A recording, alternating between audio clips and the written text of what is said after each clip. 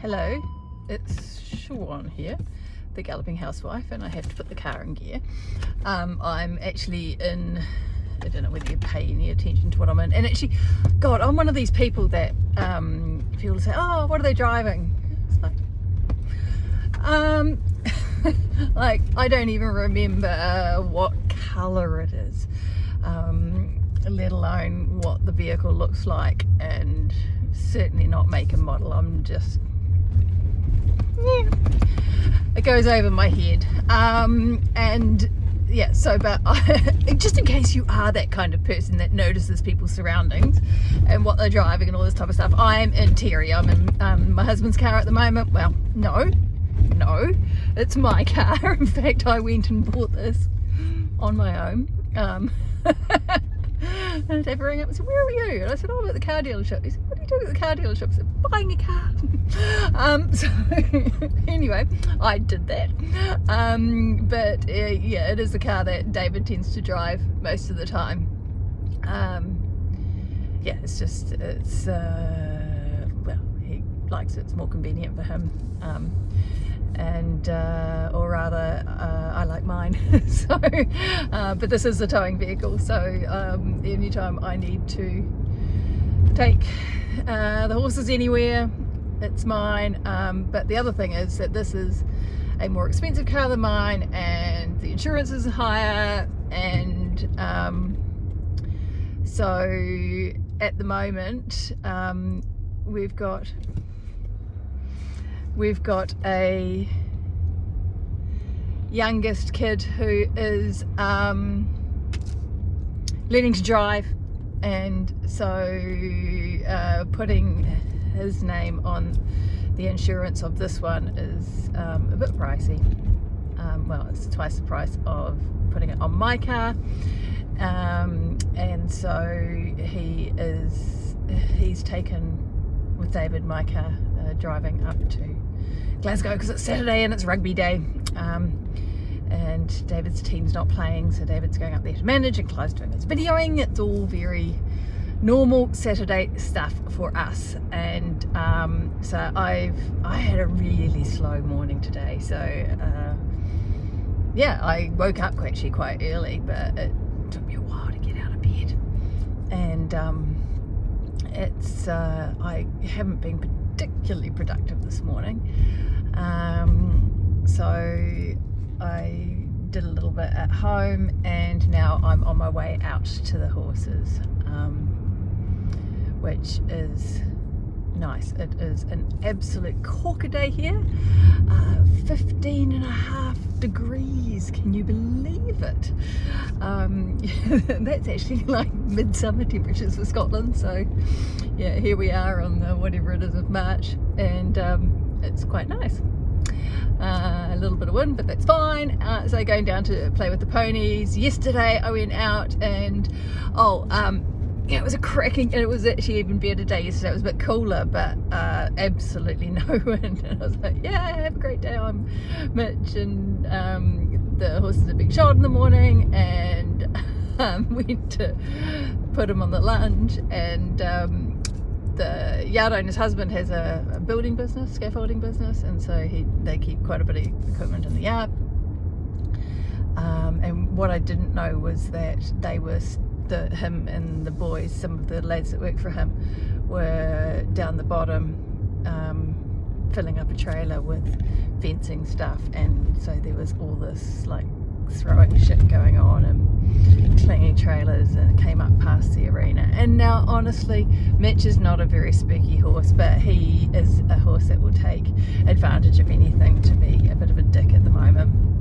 And so he was on springs, and it took and so he started on springs, and it took a shitload to get him back under control and relaxed. When he did, he was absolutely fine. But yeah, it did take a wee while. Although I have to say that when he was like on his 10-meter circle around me, going, doing his fire breathing dragon stuff, I was like, can move and will passage, like absolutely amazing. So yeah, but and then once again when I got on him, I'm starting to do a bit more work on him, starting to, well, not so much that I'm spending more time on him, although I spent quite a bit of time with him because he spent so much time pissing about on the lunge yesterday. But I'm actually asking a few more questions of him when I get on him, and that's going well, that's going fine. So yeah, nice little progression yesterday with him, and then I took Percy up the road, and Percy went up the road and then turned around and came back sideways again. So the next time I'm going to have to leave a bit more time and actually take him all the way around the block, so that he doesn't start pissing about going sideways on the road, because it's really not that cool. And he also just about got taken out by a driver that was at about 50 miles an hour and about 1.5 meters off us, so that was pleasant. It's probably the worst bit of driving that I've ever seen. So anyway, that's us today. I am heading back out there today. I just and actually I just had this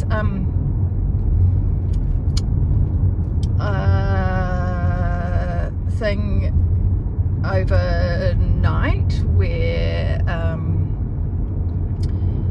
and it's a little bit of a continuation from the I was talking about paying your pros what they're worth, but someone questioning me on the prices of my courses, and which is absolutely fine, and I get that some people will look at that and go, that's a lot of money. I get, but also a lot of people will look at it and go, that's not very much at all.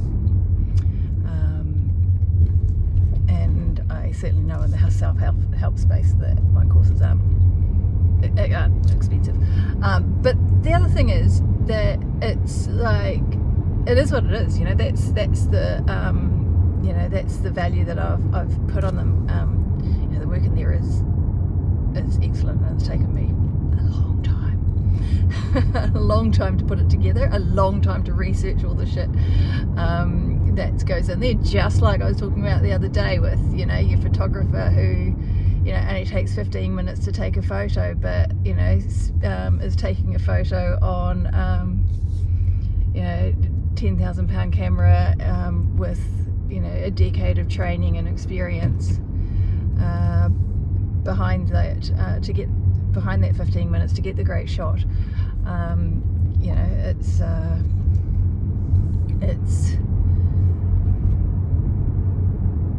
that 10-year overnight success that people talk about. So there's a bit of that, and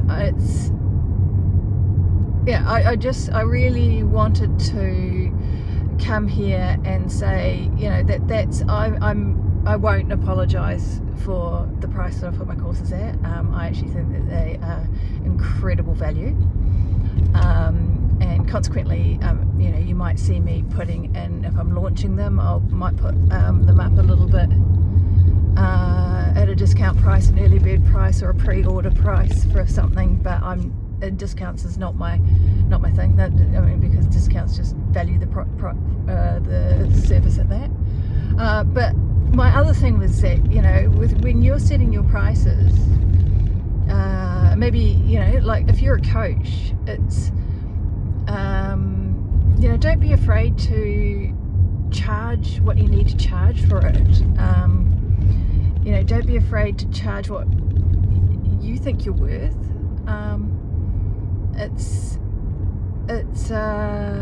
And you have to you don't just have to cover your costs. Like if you're just covering your costs, then you are nowhere near charging enough. You deserve to get paid for your knowledge. You deserve to get paid for the value that you give to people.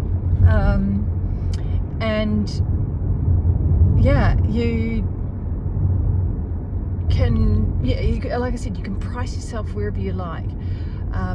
It'll suit some people and it won't suit others.